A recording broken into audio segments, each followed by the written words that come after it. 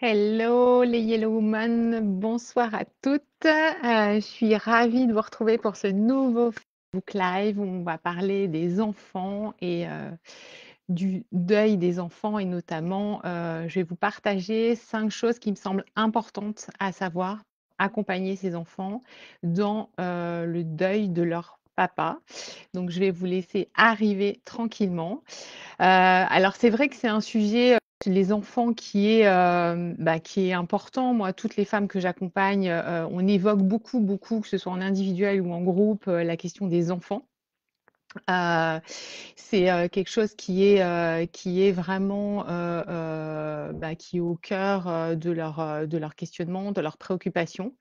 Et c'est pour ça que j'ai voulu faire un live sur ce sujet, ce soir. Même s'il y a beaucoup, beaucoup de choses à dire, il y aura pas assez d'un live de 30 minutes. Mais en tout cas, voilà, je vais déjà vous donner quelques pistes et puis, vous me direz aussi peut-être vous, comment vous, voilà, vous vivez les choses, peut-être en fonction de l'âge des enfants. Je vais quand même essentiellement parler des enfants qui sont mineurs, un petit peu des jeunes adultes, mais on va parler plutôt des mineurs. Après, il y a aussi beaucoup de choses à dire sur les grands, sur les majeurs. C'est aussi un sujet qui est important, mais c'est vrai que c'est assez vaste et il y a beaucoup de choses à dire. Donc si vous avez des questions, des partages d'expériences et ben, ça peut être chouette. Je vois pas encore vos commentaires. Je vois qu'il y a des personnes qui se connectent. Bienvenue. Je vais juste, aller voir, si par hasard vos commentaires parce que des fois il y a un décalage. Je vais les voir là.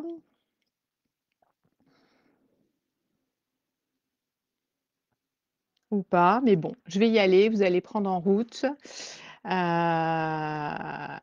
En tout cas, bonsoir à toutes, bienvenue. Alors 5 choses que je voulais vous partager par rapport au deuil des enfants et surtout vis-à-vis de leur papa, vis-à-vis de leur père. Alors je sais déjà en intro, j'ai envie de vous dire que, c'est vrai que, c'est un sujet qui est pas simple, qui est compliqué parce que, déjà vous vivez votre propre deuil. Et c'est déjà quelque chose de très violent, de très lourd, qui, prend beaucoup d'énergie, puisqu'il y a une fatigue, il y a même un épuisement, voilà, surtout dans les premiers mois qui est hyper important et en même temps, bah, vous êtes, toutes, bien sûr, à vous préoccuper de vos enfants et les questions qui arrivent, très régulièrement, c'est, ben, tout de suite: «Comment mes enfants, ils vont grandir, sans leur père? Comment je vais réussir à les éduquer sans lui? Comment ça va se passer pour eux? Est-ce qu'ils vont se sentir bien? Est-ce qu'ils vont, pas trop souffrir? Et cetera, et cetera. Donc c'est vrai que la première réaction, c'est souvent, de vouloir les protéger. Alors même si des fois, ben, l'extérieur les protège pas, hein, les copains, alors les copains peuvent être un super grand soutien, l'école aussi, mais voilà, on voit bien que, parfois ça peut être assez compliqué. Souvent ça se passe hyper bien, mais c'est sûr que c'est aussi quelque chose qui est très, très douloureux forcément, je vous apprends rien pour eux. Donc souvent les femmes, elles me disent: «Non seulement je dois, travailler sur moi et faire mon propre travail de deuil, mais en plus je dois accompagner mes enfants». Donc c'est vraiment un double travail, mais c'est surtout un travail que vous allez faire en fait ensemble au quotidien. La première chose importante, je vais vous en partager 5 ce soir et puis, vous me direz, voilà ce que vous en pensez, parce que j'ai pas très envie de faire un live toute seule et de causer à mon ordinateur toute seule. La première chose, c'est de toujours, toujours leur dire la vérité. Je le dis et je le redis, quitte à me répéter, c'est hyper important. Ça veut dire quoi concrètement? Ça veut dire, que ce soit un bébé ou que ce soit un ado, eh bien, on dit aux enfants, on utilise le mot «mort», on voilà: «Ton papa est mort». Alors c'est sûr que c'est violent, c'est sûr que c'est difficile, mais ça permet d'éviter, par la suite quand même pas mal de complications. Moi j'entends beaucoup, des enfants à qui on a dit, bah, ton papa, il s'est envolé ou ton papa, il est parti dans le ciel, ton papa, enfin, on utilise, voilà, il s'est envolé comme un oiseau. On utilise des belles images, des belles métaphores, donc c'est joli pour nous, les adultes et on a cette sensation-là de les protéger et de leur faire moins de mal si on leur dit ça. Mais en fait, les enfants, quel que soit l'âge, ils ont besoin vraiment de savoir les choses et de façon très, très concrète. D'ailleurs, souvent, ils nous posent des questions hyper cash, hyper concrètes et en fait, ça les rassure, ça les sécurise. Donc c'est important, voilà, de dire à l'enfant, «Ton papa est mort». Ça veut dire quoi mort? Eh bien, ça veut dire qu'il ne respire plus, qu'il ne pourra plus te toucher, plus te prendre dans ses bras, que son sang ne circule plus dans ses veines. Hem et que, bah, voilà, il est, enterré ou il a été incinéré. Vous pouvez aller au cimetière, au jardin des souvenirs avec lui, et c'est vraiment hyper important. Pourquoi? Parce que, ça permet d'éviter, à certains enfants de, par exemple, faire des crises d'angoisse, de pas vouloir s'endormir. C'est sûr que les enfants à qui on a dit: «Ben, ton papa s'est endormi», hem c'est un peu plus compliqué pour eux d'aller se coucher au lit, d'aller s'endormir le soir, parce que, ils se disent: «Ben, si je vais au lit, qu'est-ce qui va m'arriver? Comme mon papa, je vais disparaître de la circulation, je vais pas, je vais où est-ce que je vais aller, quoi?» C'est hyper angoissant. C'est comme c'est important, je trouve, de pouvoir, voilà, les accompagner au cimetière pour leur montrer, ben, voilà, ton papa, il est enterré là, comment ça se passe dans un cimetière, il y a un cercueil ou même au jardin des souvenirs. Je dis ça parce qu'encore, il y a quelque temps, j'avais vu, j'accompagnais une maman et elle a proposé que sa petite fille vienne en séance parce que la petite fille était très angoissée. Depuis, 2 ans, il y a des problèmes de sommeil et en fait, ben, sans vouloir faire de mal bien sûr, mais plutôt pour la protéger, on lui avait dit: «Ben, ton papa, il s'est envolé, il est dans une petite boîte et il s'est envolé dans cette petite boîte dans le ciel». Et pour cette petite fille qui avait, à l'époque, qui devait avoir 5, 6 ans, et bien, pour elle, la petite boîte, c'était forcément, associé à une petite boîte Tupperware. Donc elle, elle voyait les petites boîtes Tupperware de la cuisine. Et elle se disait: «Ben, mon papa, il est tout nu dans cette petite boîte, il est tout serré, il a froid et c'est horrible, quoi. C'est terrible». Donc en séance, comme la maman, elle avait pas l'énergie ou c'était difficile pour elle, d'évoquer ça avec sa fille, ben, on a fait le travail toutes les 2 ensemble, où on lui a carrément montré, ben, voilà, sur internet, un cercueil, comment ça se passe quand on est enterré dans la terre, sous la terre, comment que c'est? Et ben, effectivement, il y a un cercueil dans lequel il est habillé, il est bien au chaud et voilà, il est protégé, il est à l'aise, il est pas serré, il est pas tout nu et ça a permis de débloquer beaucoup de choses parce que rapidement, bah, cette petite fille, elle était beaucoup moins angoissée, elle était rassurée et elle a pu retrouver un sommeil, vraiment de qualité. Donc c'est vraiment important de leur dire les choses, quelle que soit la situation, parce que des fois, j'entends effectivement alors c'est pas facile pour nous adultes parce qu'en fait on projette beaucoup, notre souffrance, notre idée de la mort, personnelle, mais c'est vraiment leur rendre service et les aider que de dire les choses. C'est vraiment hyper, hyper important. Delphine, bonjour Delphine, bienvenue. Je confirme, c'est ce que je dis à mes enfants et ils ont vite compris, voilà. Donc c'est important de le dire. Alors en fonction de l'âge, je vais pas rentrer dans tous les détails des âges, mais on va dire que, souvent avant 8 ans, ils ont pas forcément alors pour certains, c'est à partir de 6 ans, mais on va dire, ouais, autour de avant 6, 8 ans, ils ont pas forcément, la conscience de la mort. Pour eux, c'est pas forcément un état définitif.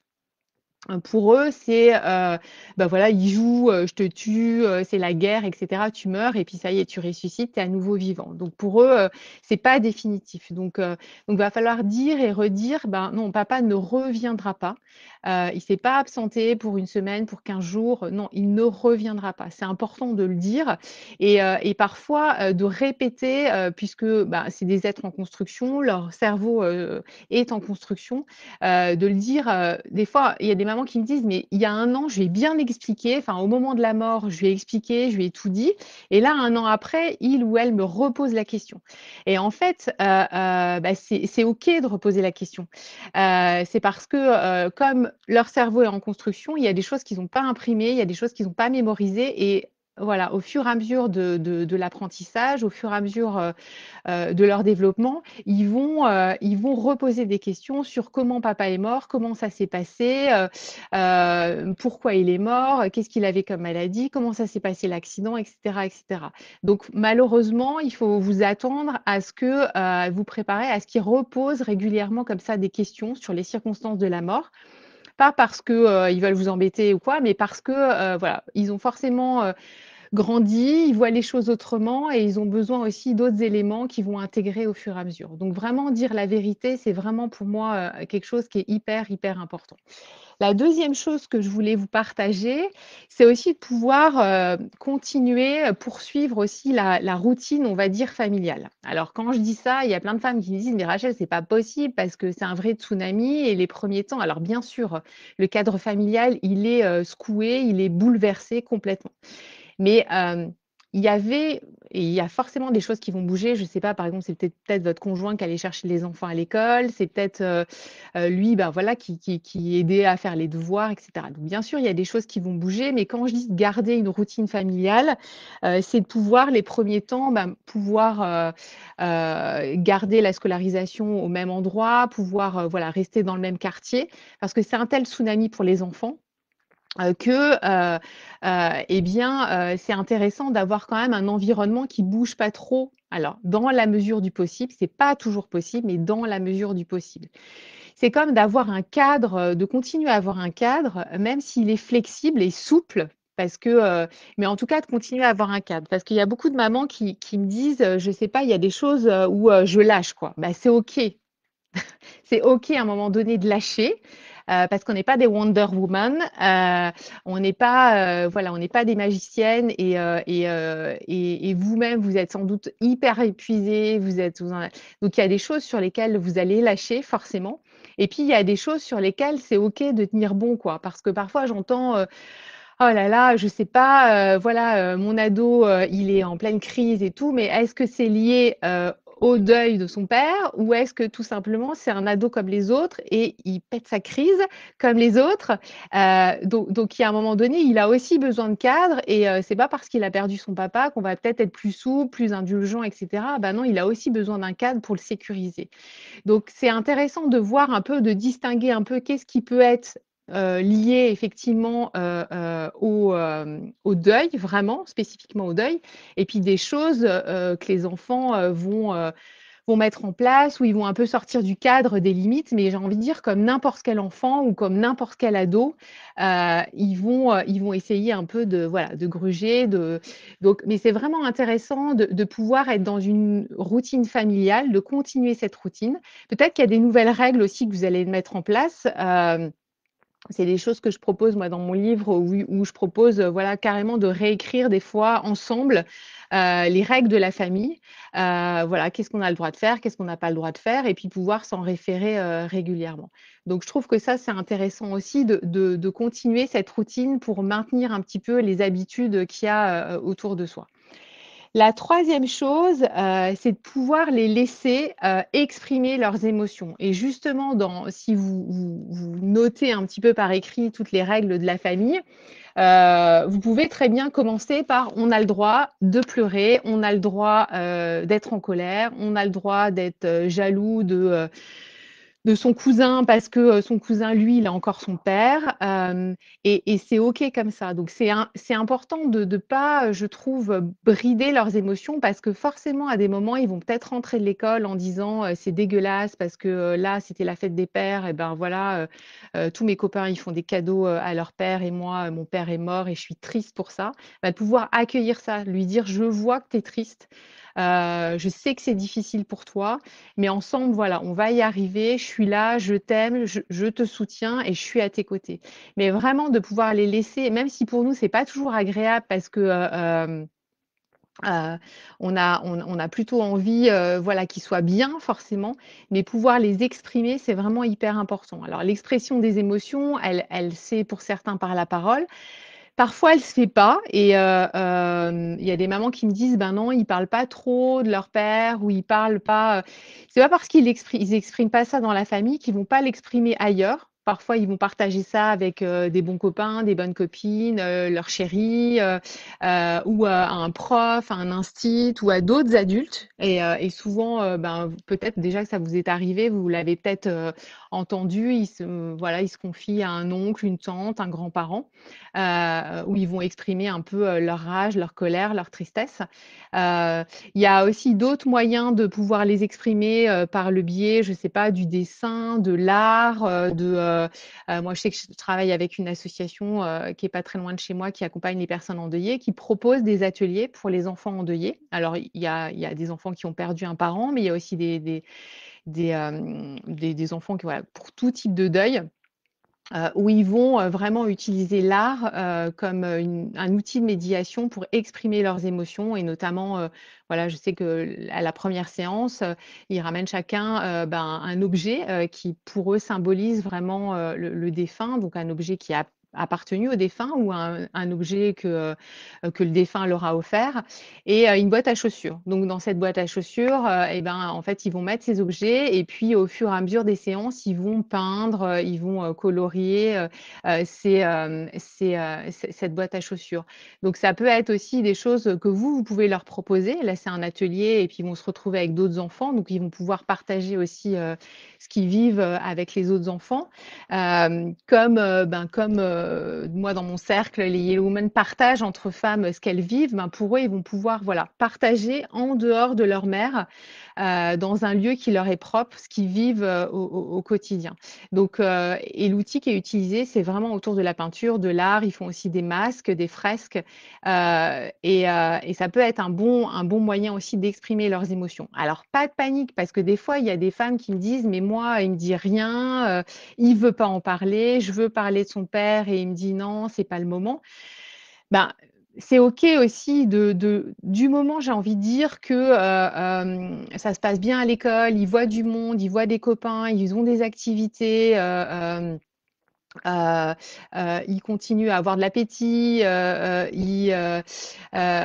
voilà, vous continuez à laisser faire. À un moment donné, peut-être qu'ils vont revenir vers vous pour, voilà, pour partager ce qu'ils ressentent ou bien auprès de vous, ou bien auprès de quelqu'un d'autre, et c'est OK, c'est pas forcément auprès de leur mère. Et ils peuvent aussi avoir voilà, des périodes où ils vont pas du tout parler, et je pense aux ados notamment, qui pour eux sont très vulnérables, c'est pas du tout OK, c'est pas possible pour eux. Ils vont pouvoir exprimer ça d'une autre façon. Donc vraiment les laisser exprimer leurs émotions, même si parfois ça peut être un peu violent, ils peuvent dire des choses dures. C'est aussi un moyen aussi de rentrer aussi pour vous en communication avec eux. Alors c'est pas facile parce que des fois, je pense aux pré-ados, ados, on peut se prendre des scuds en pleine poire, n'est-ce pas?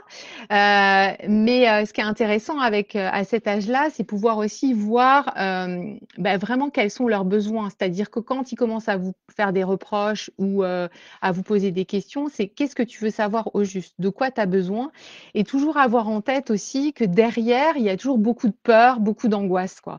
Derrière des fois des passages à l'acte, des choses un peu agressives comme ça exprime aussi souvent beaucoup de peur par rapport à l'avenir. Et du coup, une demande de vraiment de pouvoir les sécuriser, les rassurer sur ce qui va se passer dans les semaines ou les mois à venir pour eux. Donc, et là, je parle toute seule et c'est pas cool, les filles, parce que je vois qu'il y a du monde de connecté. Euh, je sais pas si ce que je vous partage fait écho chez vous ou pas. Oui, peut-être, peut-être pas. On va continuer. La quatrième chose que je trouve intéressante aussi pour les accompagner, c'est de pouvoir évoquer des souvenirs avec leur père et également créer de nouveaux souvenirs. Alors, évoquer les souvenirs avec leur père, ça peut très bien être de façon voilà, hyper spontanée, parce que souvent on a peur d'évoquer les souvenirs, on a peur de ce que ça peut provoquer chez eux, mais peut-être chez vous aussi en tant qu'adulte. Moi, je trouve ça hyper intéressant aussi pour continuer à faire vraiment bloc ensemble et à avancer ensemble. Merci Delphine, moi je me trouve totalement dans tout ce que vous avez dit. Merci, je me sens moins seule. Euh, ce que j'évoquais, les souvenirs. Ce que je trouve intéressant dans les souvenirs, c'est que ça permet vraiment de faire bloc ensemble. Même s'il peut y avoir de l'émotion, même il peut y avoir des larmes, c'est hyper intéressant parce que on va pouvoir continuer à parler de leur père Et c'est une façon aussi de le faire vivre, de l'évoquer, d'en parler, de pouvoir aussi, il y a une cliente qui me disait il y a pas longtemps: «Je suis un peu garante de la mémoire de mon conjoint parce qu'il y a plein de choses que mes enfants ne savent pas en fait, ou vont oublier au fur et à mesure qu'ils vont grandir sur leur père». Donc bien sûr, il y a des merci Alison qui dit: «Moi aussi». Hem, donc il y a des souvenirs, il y a des choses que vous allez pouvoir les souvenirs que vous allez pouvoir évoquer. Je trouve hyper intéressant de pouvoir faire des albums photos parce que ça peut être, assez utile, notamment aux dates anniversaires. De pouvoir regarder ensemble les photos, de dire: «Bah, voilà, là, c'était telle photo, ça, c'était avant que tu naisses, à notre mariage» et cetera. Donc ça permet aussi de se remémorer aussi des souvenirs qu'on a passés ensemble. Ben, voilà, là, on était dans tel camping, on a fait tel karaoké et de se souvenir, ben, de tous les moments sympas qu'on a passés ensemble. Ça permet aussi donc il y a les photos. Aujourd'hui, merci Béatrice. Ben, voilà, vous êtes là les filles. C'est terrible de faire un live où on ne sait pas ce qui se passe derrière. C'est déjà terrible de parler à son ordinateur, mais bon, voilà, donc j'assume. Merci en tout cas. Aujourd'hui, on a tous, enfin souvent, on a avec nos téléphones portables, on a pu faire des films. Donc ça peut être intéressant aussi de collecter un petit peu tout ça pour les conserver pour les enfants. Alors, peut-être les enfants, ils sont pas en fonction des âges en mesure de le voir tout de suite, mais il y a toujours un moment donné où même plus, peut-être que c'est trop tôt pour eux parce que ça fait 1 an, 2 ans et qu'ils n'ont pas envie du tout de voir des films avec leur père ou des photos avec leur père. Mais il y a toujours un moment, moi je remarque, et ça c'est ce que me partagent les filles dans les groupes, c'est que voilà, ils ont envie. Donc, ils ont envie de retrouver des photos, même des fois adultes après, de se dire, ben voilà, comment est-on mon père, ou de partager après aussi à ses propres enfants. Donc, ça peut être intéressant. Et même pour les plus petits, ce qui me vient, c'est une des Yellow Women là, que j'accompagne heu, qui a perdu son mari. Son petit dernier avait 18 mois. Son mari était musicien et bien, dans son téléphone, elle a plein de vidéos, où son mari était en concert et quand elle montre ça à son fils, bah, qui a 5 ans, 5 ou 6 ans même, aujourd'hui, il est hyper heureux, il se balade avec le téléphone portable dans toute la maison, il dit: c'est mon papa, tu as vu mon papa comme il est beau, tu as mon papa comme il chante» et cetera. Alors elle me disait l'autre jour, elle le disait dans le groupe: «Ça me fait mal pour lui». Mais en fait, lui alors là, c'est parce que, voilà, elle voit ça avec ses yeux d'adulte et c'est sa douleur à elle, mais lui, il est content parce qu'il voit son papa et ça, c'est voilà, c'est des souvenirs qui lui permettent d'identifier en plus à cet âge-là, comment l'idée de la mort est pas encore construite, quoi, hein. Le concept de la mort est pas encore défini pour eux. Ça permet, voilà, il est plus là, il est mort, mais il y a ce film et ça permet voilà, peut-être de lui parler à travers ce film, peut-être d'échanger avec lui. Enfin, ça va que dans un sens, bien sûr, mais c'est hyper, hyper important, je trouve, pour eux d'évoquer ces souvenirs-là. Alors bien sûr, il y a des moments parce que parfois ils vont peut-être vous envoyer bouler parce que des fois on n'est pas raccord dans une famille entre les enfants, on avance ensemble mais à des rythmes hyper, hyper différents et hem et en fait, il y a des moments peut-être que vous, ça va vous faire du bien, et eux, ils vont vous envoyer balader en disant: «Non maman, c'est pas le moment» et puis à l'inverse, eux, il y a des moments où ils vous sentir d'attaque et ils auront besoin de regarder ces photos et pour vous, ça va être difficile. Donc, donc ça, ils sont aussi en mesure de l'entendre, hein, chacun, il y a aussi à respecter le rythme de chacun et de dire: «Bah, là, moi, aujourd'hui, non, j'ai pas envie parce que j'ai passé une sale journée ou parce que je suis fatiguée, mais demain, on regardera les choses ensemble, promis». C'est comme par rapport aux questions qu'ils peuvent poser. Je reviens un peu en arrière, mais ça me vient là comme ça maintenant dans le flow. Parfois, ils posent des questions sur la mort de leur père, en lien avec la mort de leur père, où c'est pas du tout le moment. Soit c'est pas le moment parce que, c'est pas le lieu en fait, Et souvent, ils ont un peu le chic hein, pour nous poser des questions entre la poire et le fromage, ou au supermarché, derrière un caddie, où on est en train d'acheter des petits pois et des carottes et c'est pas le moment. Mais eux, ça leur vient comme ça. Donc, vous avez le droit aussi de leur dire, attends, là, c'est pas le moment, on est au supermarché, je répondrai à ta question, promis, mais quand on sera à la maison, tranquille, ou ce week-end. Et même des fois, ils vont poser des questions où vous n'avez pas forcément de réponse. Je pense à toutes les questions sur bah, où on va où après la mort, comment ça se passe après la mort, etc. Ben, on n'a pas forcément de réponse tout de suite, là, comme ça, dans l'instant. Hein. Et ben, on peut leur dire, écoute, voilà, soit c'est pas, soit je sais pas. Alors, on a le droit de dire je sais pas, et c'est ok. Je sais pas ce qui se passe après la mort. Mais alors ça peut faire l'objet d'une discussion aussi sur la spiritualité, sur la religion, si vous croyez dans une religion, enfin, etc. Mais ça peut être aussi un moment donné où ils vont vous poser une question où pour vous, émotionnellement, c'est trop, c'est trop fort en fait. Et vous ne vous sentez pas prête et dire à l'enfant, bah là, je vais répondre à ta question, mais aujourd'hui, je suis pas en forme, mais je vais y répondre. Je te promets que voilà, demain ou après-demain, on prendra le temps d'en parler. Ça vous permet, vous, de récupérer, d'y réfléchir, de voir un peu ce que vous pouvez dire, d'utiliser peut-être des livres aussi autour du deuil pour en parler. Mais autorisez-vous aussi ça à être dans de bonnes conditions. Et c'est pareil pour évoquer les souvenirs. Il y a évoquer les souvenirs et c'est aussi intéressant bah, d'en créer de nouveaux parce que c'est aussi créer des nouveaux souvenirs dans la joie, dans la bonne humeur. Là, ça va bientôt être les vacances, ben, s'autoriser ça aussi, quoi. De partir, voilà, je vois, il y a une cliente qui est là, une Yellow Woman qui est là, voilà, voilà, qui va partir là cet été et avec ses filles, ben voilà, c'est aussi créer des nouveaux souvenirs, des moments de joie ensemble. Euh, pour voilà, parce qu'on crée aussi une nouvelle famille. Donc cette nouvelle famille-là, sans papa, eh bien, elle a besoin de, voilà, de créer aussi de nouveaux souvenirs. Donc les souvenirs passés, il n'y a pas à les fuir, mais juste à les intégrer dans le présent parce que ça fait du bien. Il y a des études d'ailleurs qui ont été montrées, des études faites par des psychologues qui ont montré que par exemple la nostalgie, ça nous aidait aussi à avancer, ça nous rapprochait les autres parce qu'on partage des moments, oui, certes malheureux, ou des moments qui n'existeront plus, mais ça nous rapproche, ça nous lie très fort entre nous.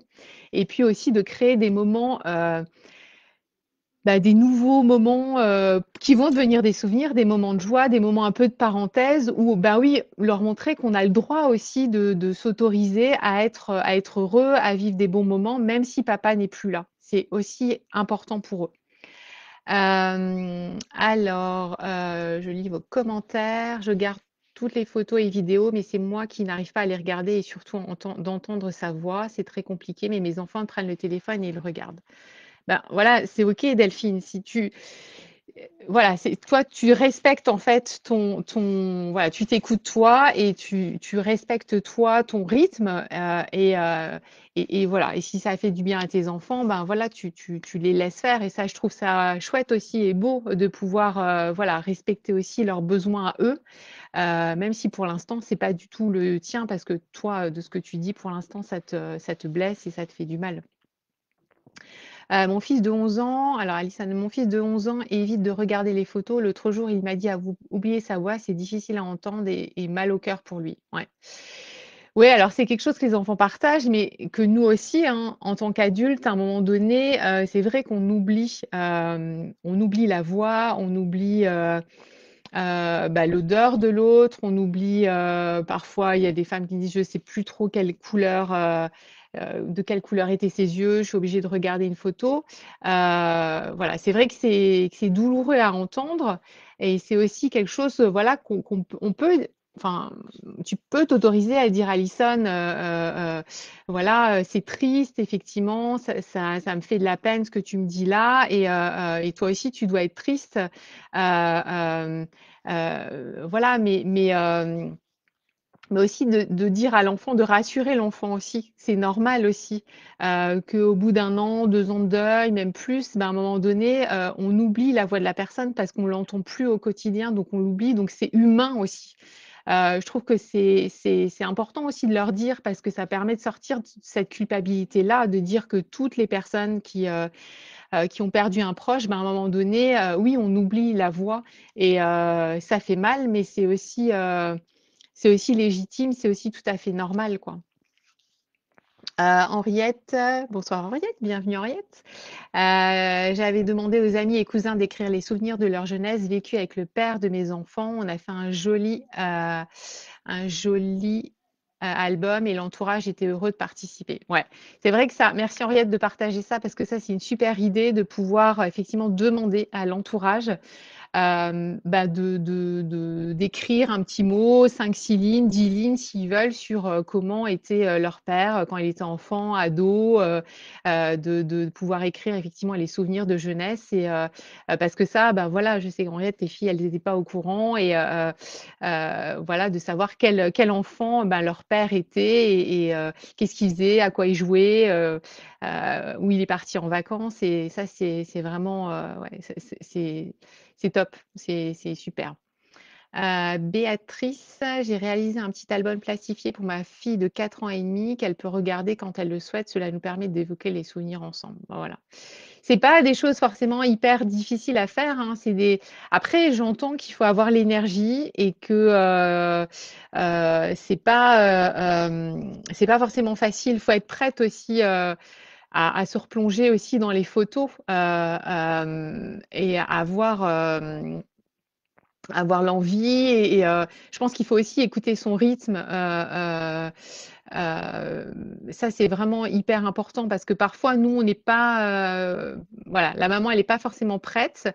Les enfants, ils ont envie, donc voilà, il y a pas à se forcer, mais c'est vrai que ça peut être un. Voilà, moi, je vous donne des pistes, hein, après, c'est à vous aussi de voir comment c'est possible pour vous. Il y a pas, c'est pas une obligation ce que je partage, c'est des idées et vous voyez comment c'est possible pour vous. C'est peut-être pas possible aujourd'hui pour vous, ça sera peut-être possible dans 6 mois. Donc, mais c'est vrai que voilà, les photos, c'est quand même ça peut être un bon outil.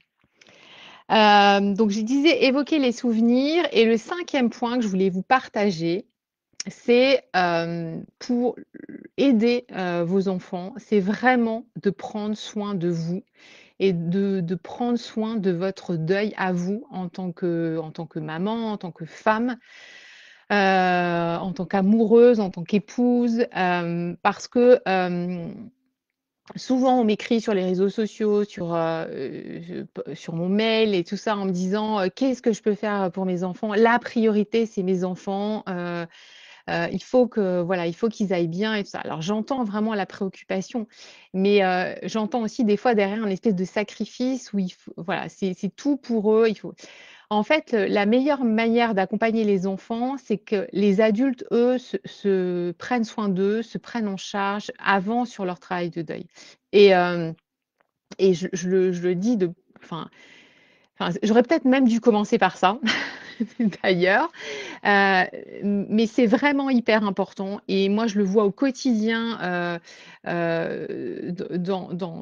le groupe, dans les groupes que j'ai, dans les femmes que j'accompagne.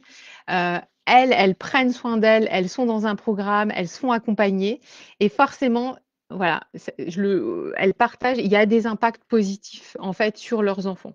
Parce que, ce qu'elles partagent dans les groupes ou dans les séances individuelles, ben, elle lâche des choses, elle se libère de plein de choses, de beaucoup de culpabilité, de colère, de toute cette tristesse qui est déposée dans le groupe ou qui est déposée avec moi en séance et forcément, bah, elles récupèrent de l'énergie et elles sont plus disponibles pour les enfants. Elles sont plus, si elles ont une question, bah, elles peuvent poser une question dans le groupe et ce qui fait que, ben, voilà, elles ont des outils aussi pour les enfants. Donc, en tout cas, c'est un petit peu, comment dire? Ce qui me vient là comme ça, c'est un peu comme quand vous êtes en avion quoi, hein. L'hôtesse de l'air, elle fait la démonstration là avec les gilets de sauvetage et tout ça. Bah, d'abord, il faut prendre l'oxygène pour soi, mettre son gilet de sauvetage s'il y a un crash, Et après, on va pouvoir aider son voisin, sa voisine ou ses enfants. Bah là, c'est pareil, quoi. Il faut que nous, on ait de l'oxygène. Il faut que vous ayez de l'oxygène en tant que maman, parce que vous ne pourrez pas donner de l'oxygène à vos enfants si vous, vous en avez pas, quoi. Donc c'est vraiment s'autoriser à ça, de prendre des temps pour soi, de se faire du bien à soi. C'est pas égoïste, mais ça va vous permettre aussi de gagner, de garder de l'énergie pour eux ensuite après, parce qu'il en faut énormément. Le deuil, déjà, ça demande beaucoup, beaucoup d'énergie. Et quand vous avez des enfants, bah, c'est fois 2 quoi, ou fois 1000, j'en sais rien. Mais en tout cas, c'est hyper important aussi de s'autoriser voilà, ouais, de prendre soin de soi. Je sais pas comment le dire autrement, mais en tout cas, de cheminer, en tout cas, déjà, soit seul sur ce chemin de deuil, avec des temps où on est seul aussi, des temps d'introspection. Voilà. Alors, ça demande aussi un peu d'organisation parce que c'est pas facile quand on est une maman solo. Des fois, il faut pouvoir faire regarder ses enfants. C'est pas simple, mais en tout cas, c'est intéressant. Et si vous vous faites accompagner, c'est important aussi de dire aux enfants à des moments quand vous êtes pas bien. Je reviens sur les émotions. Henriette, je vais lire ce que tu as écrit. Euh, euh, Tout à l'heure, je parlais de les autoriser à montrer leurs émotions. C'est intéressant aussi que vous puissiez montrer vos émotions aussi à vos enfants. Alors ça ne veut pas dire, de déborder, hein, devant eux et pour qu'ils soient en panique et ils se disent: «Oh là là, maman, elle va pas bien», mais en tout cas, je vous donne un exemple, et une femme que j'accompagnais, ça date un petit peu, mais peu importe, disait, elle avait eu un clash avec son ado, une pré-ado de 13 ans. Et puis la gamine lui a dit: «De toute façon, toi, tu t'en fous que papa soit mort, tu pleures jamais, je te vois jamais pleurer, t'es horrible, t'es vraiment un monstre, quoi.» Et en fait, cette cliente, ce qu'elle partageait dans le groupe, elle racontait ça. Et c'est sûr que c'était douloureux, hyper douloureux et violent pour elle. Mais ce qu'elle disait, c'est que j'ai pris conscience d'un truc, c'est qu'effectivement, je ne pleure jamais devant mes enfants, en fait. Je veux tout le temps qu'ils me voient forte, Wonder Woman, on y va, etc. Et en fait, ben, pour son ado qui ne la voyait jamais pleurer, la gamine, elle s'est dit, bah, maman, elle s'en fout, quoi. Elle s'en fout complètement. Donc, autorisez-vous aussi à parfois craquer et à vous montrer aussi, bah voilà, simplement en disant aussi, bah là, je pleure, oui, je suis pas bien, j'ai un moment de down, mais si vous faites accompagner, de dire, mais je me fais accompagner, je vais aller mieux, t'inquiète pas, c'est normal, c'est comme ça dans le deuil. Et ben, à des moments, on est bien, on est moins bien, et pour toi aussi, c'est comme ça. Mais en fait, ensemble, on va avancer. Donc, et je me fais accompagner par, je ne sais pas qui, par tel psychologue, par Rachel, par Pierre-Paul Jacques et tout ça. Et même parce que les enfants, ça les rassure aussi de savoir que vous vous faites aider par quelqu'un d'autre. Et ça les sécurise aussi, de savoir que voilà, vous allez avancer ensemble. Et voilà, et vous pouvez leur dire: fais-moi confiance. Comme vous, moi, je vous encourage à leur faire confiance. Les enfants, ils ont aussi beaucoup, beaucoup de ressources. L'important, c'est voilà, qu'il y ait du dialogue, qu'ils sachent que vous pouvez compter, qu'ils sachent qu'ils peuvent compter sur vous. Mais c'est vraiment, je trouve intéressant aussi de dévoiler aussi ce que vous ressentez et d'oser dire, bah là, ça va pas, mais ça va passer, ça va aller mieux, et puis je me fais accompagner. Alors, oups. Alors, Henriette, oui, prendre soin de moi et suivre ton programme rassure mes enfants. Bah voilà, c'est ce que. Et elles ont bien compris qu'elles ne sont pas responsables pour mon bien-être. Ouais, donc ça, c'est vraiment intéressant. Fatima, c'est sûr qu'il faut montrer à nos enfants que l'on avance dans notre chemin de deuil. Ouais, tout à fait, c'est exactement ça. C'est dur de prendre du temps pour soi, mais dès que je peux, j'avoue que ça fait du bien. Je, ouais, j'entends, hein, Delphine, hein, quand on est toute seule avec les enfants, voilà, pour les faire garder, tout ça, c'est pas facile. Mais je pense que voilà, on peut de temps en temps, voilà, s'organiser pour ne serait-ce qu'avoir une heure, hein, des fois dans la semaine, juste pour soi et pouvoir un peu souffler, c'est hyper important, ouais. Parce que de toute façon, après, on n'y gagne rien, hein. Si on craque, on pourra quand même pas, vous pourrez quand même pas vous en occuper. Donc c'est important ces temps de ressources pour vous aussi toute seule, quoi. Fatima, sinon ils ne vont pas bien. Alison, si on va mal, on peut pas prendre soin d'eux. Bah, c'est au mieux, c'est exactement ça. Euh, Fatima, j'avais lu 2 bouquins sur le deuil et je les laisse en vue sur la table basse pour qu'ils voient que je faisais ce cheminement. Ouais, ouais, c'est chouette. Bon, alors donc si je redonne mes 5 choses importantes, enfin pour moi, c'est voilà, leur dire la vérité, c'est poursuivre voilà, un cadre, même s'il est flexible, mais en tout cas, voilà la routine, les laisser s'exprimer, les laisser exprimer leurs émotions, pas leur dire ben non, ne sois pas triste, ne sois pas en colère, c'est pas bien. Bah si, d'accueillir ça et leur dire j'entends que tu es en colère, j'entends que tu es triste, mais je suis là, voilà, je vais pas te lâcher, je t'aime. Voilà, tu peux compter sur moi et puis on va avancer ensemble. Évoquer les souvenirs passés, puis ben, vous allez forcément créer des nouveaux souvenirs. Et puis vous, et c'est pas des moindres, de prendre soin de vous, d'avoir des temps vraiment pour vous de récupération. Et ça va aussi les aider en fait directement. C'est le meilleur service que vous pouvez leur rendre aussi à vos enfants. Voilà ce que je voulais vous partager ce soir. Euh, eh bien, écoutez, s'il n'y a plus d'autres partages, commentaires, peut-être que vous me verrez en replay. Donc, n'hésitez pas aussi à partager votre expérience. C'est toujours aussi hyper intéressant et enrichissant aussi pour les autres. Partagez peut-être ce live si vous pensez que ça peut aider aussi à mieux comprendre aussi les choses pour des personnes, des femmes qui vivent ce deuil du conjoint. Et je vous dis à très bientôt, à très vite. Voilà, je vous embrasse bien fort. Bye.